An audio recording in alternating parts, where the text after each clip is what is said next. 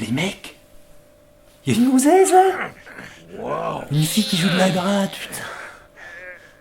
Non, lui faites pas peur, reste. Non, non, éteins pas, reste avec nous.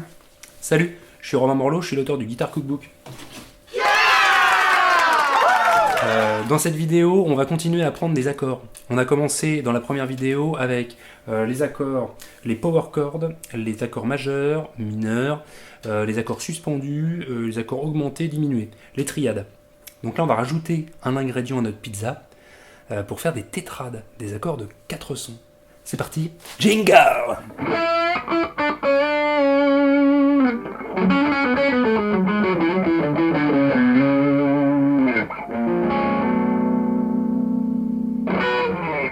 On va travailler ensemble sur les tétrades. Donc vous connaissez maintenant les power chords. Vous connaissez les power chords. Avec une note en plus. Vous connaissez les majeurs, les mineurs, les suspendus. Les suspendus comme ça. Juste 4.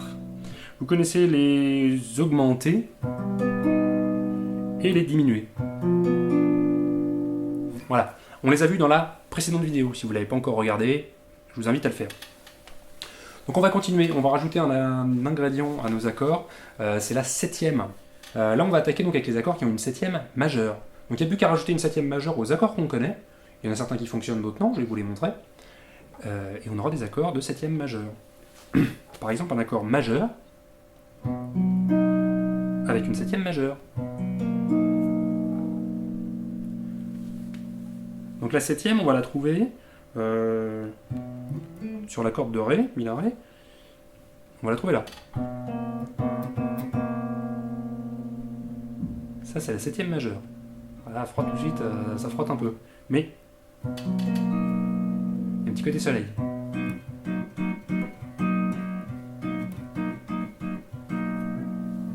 Ah oui, j'ai oublié de vous dire. Encore une fois, on se base sur des positions d'accords barrés. Donc du coup, les accords, on les apprend 12 par 12. Je propose donc qu'on remette notre petit compteur d'accords. Hein, accord de septième majeure. Donc un accord majeur avec une septième majeure. Attention, quand on précise un accord de septième majeure, c'est pas l'accord qui est majeur forcément, c'est la septième. Donc si on dit rien, je ne vous fais pas un WAD, c'est parce que je parle avec les mains. Parce que je peux faire un accord mineur, septième majeure. Donc là on va faire un accord mineur, donc avec une tierce mineure, et une septième majeure.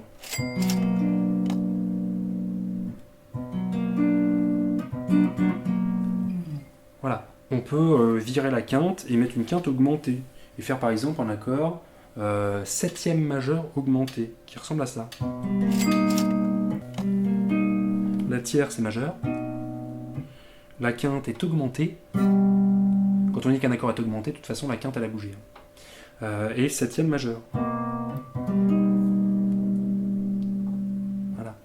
Pareil, hein, position d'accord barré, du coup c'est valable partout. Hein.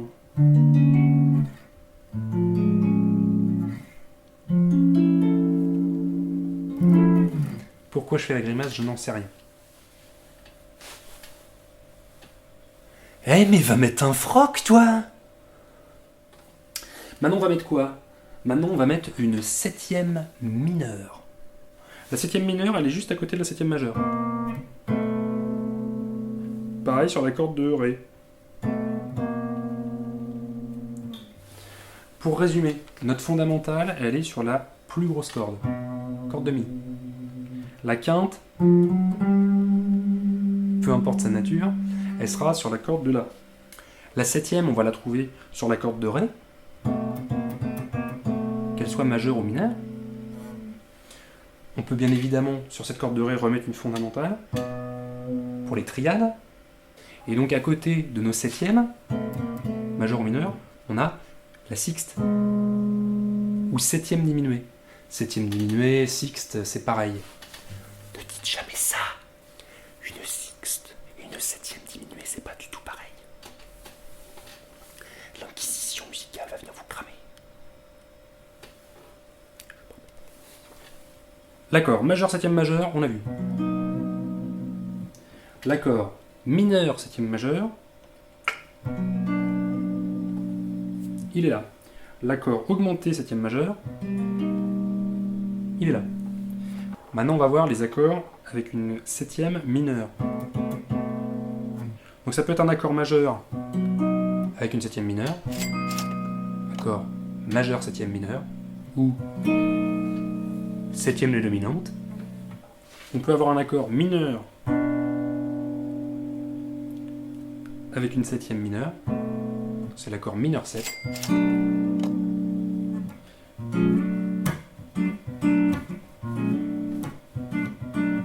Ah, je l'aime bien celui-là.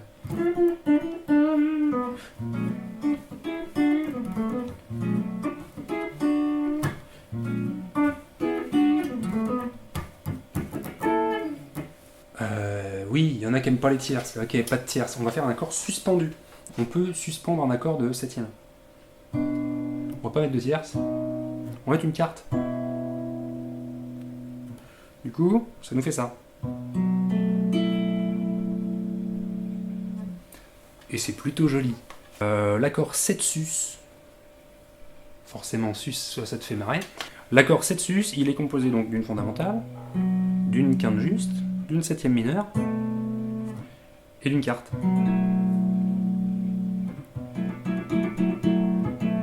Et paf, plus 12 accords. Pas cool là? On continue avec une septième mineure sur un accord majeur cette fois-ci, mais augmenté. L'accord augmenté 7 avec une quinte augmentée, une tierce majeure et une septième mineure. Alors la quinte on peut l'augmenter bien évidemment, mais la quinte on peut aussi la diminuer. Donc on a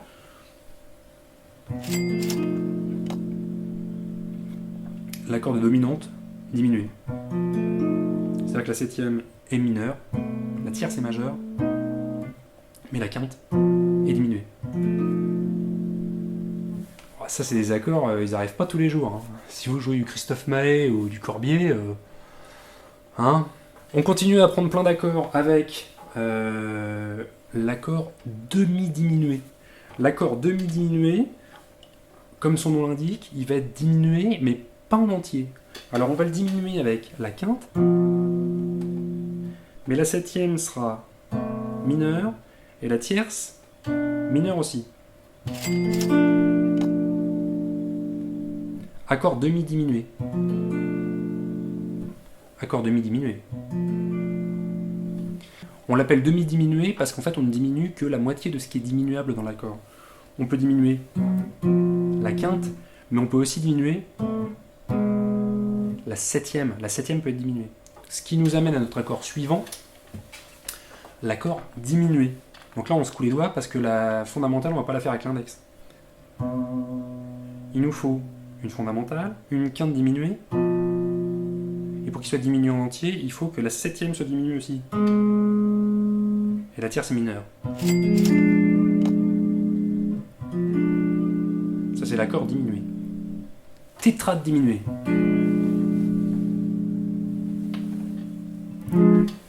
Et il nous reste, maintenant qu'on est sur les septièmes diminués, les septièmes diminués, c'est des sixtes.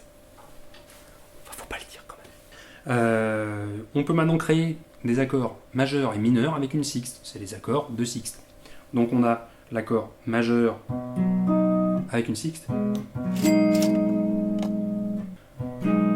L'accord majeur 6 avec fondamentale, quinte, sixte et tierce majeure. Et enfin, on finit avec l'accord mineur 6, c'est un accord de sixte, mais avec la tierce mineure. Comme ça.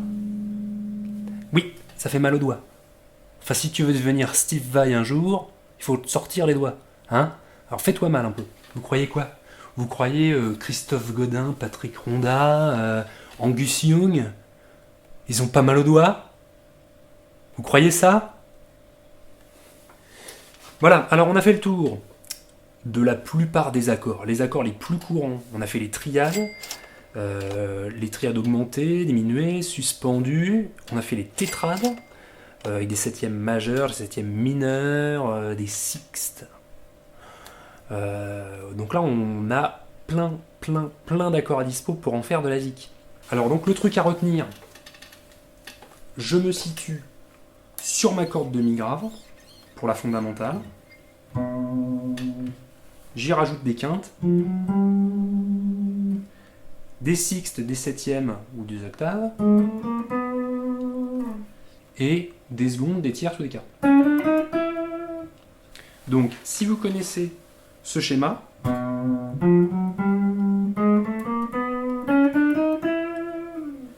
vous connaissez le chier d'accords. On a combien d'ailleurs? Putain! Alors vous allez me dire, ouais, mais comment je fais pour me souvenir de la composition des accords? La composition des accords, quasiment tout le temps, elle est clairement expliquée à l'intérieur du nom de l'accord. Si on vous parle d'un accord augmenté, c'est que la quinte, elle est augmentée. Augmenté, diminué, c'est la quinte. Majeur, mineur, c'est la tierce. Majeur, tierce majeure, mineur, tierce mineure. Si on ne précise pas, la quinte est juste et la tierce est majeure. Sinon, on le dit à un moment. Pour les septièmes, c'est pas pareil. Pour les septièmes, si on dit juste 7, la septième est mineure. Quand la septième est majeure, c'est précisé. Septième majeure. Voilà. Après, il y a quelques noms à apprendre par cœur. Je pense à la tétrade demi-diminuée et la tétrade diminuée. C'est clair. Tétrade demi-diminuée, on a diminué que la moitié, à savoir que la quinte, parce que la septième peut aussi être diminuée. Et l'accord diminué, bien évidemment, on a tout diminué. Les accords mineur 6, majeur 6, c'est facile, c'est un accord mineur ou majeur auquel on rajoute une sixte. Alors bien évidemment, on a limité l'apprentissage de nos accords sur 4 cordes, sur une petite partie et uniquement sur des positions comme en barré qu'on peut déplacer. Dans le Guitar Cookbook, dont je fais ma promo honteusement dans cette vidéo, vous avez les notes sur le manche pour vous y retrouver, des schémas simplifiés pour faire comme on a fait sur 4 cordes, comme on a fait sur 4 autres cordes, comme on a fait sur 4 encore autres cordes, et un schéma complet avec lequel vous allez pouvoir créer vous-même vos accords en sautant des cordes, en doublant tout ce que vous voulez, les accords de 6 sons, et puis j'ai vulgarisé le truc, hein. Moi j'ai jamais pris de cours, donc la théorie musicale je l'ai bectée dans la partition intérieure de Jacques Siron, qui est là-bas. C'était pas facile. Donc là c'est un peu ma version digérée de la chose. Voilà. Si vous aussi, vous êtes une grosse feignasse de la guitare, Guitar Cookbook. Merci. Dans la prochaine vidéo, on mixe les gammes et les accords. Donc il va falloir s'accrocher à son slip. Hein? Voilà. Merci. Merci de votre soutien. Allez, salut. Et oublie pas d'aller mettre un froc, toi, parce que tout le monde te regarde. T'es mignon.